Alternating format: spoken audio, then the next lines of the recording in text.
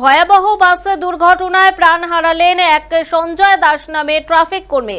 ব্যারাকপুরের রত্তলার মোড়ে বাসের চাকায় পিষ্ট হয়ে মৃত্যু হয় সঞ্জয় দাসের।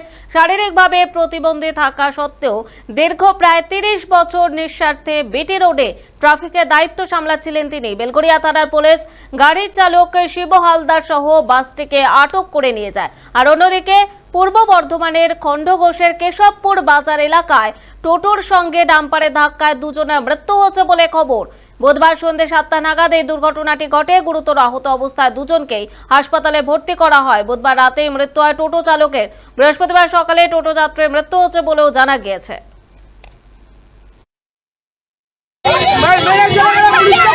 ব্যারাকপুর থেকে শ্যামবাজার সঞ্জয়কে কেউ চেনেন এরকম নেই। নিঃস্বার্থভাবে আজকে ও এই ট্রাফিক কন্ট্রোল দেখতো। আজকে ওর দুর্ভাগ্য যায় না ভগবানের এরা এত বেপরোয়া মদ খেয়ে গাড়ি চালায়, দেখলো না দেখে মেরে দিয়ে গেল, ছেলেটা মারা গেল।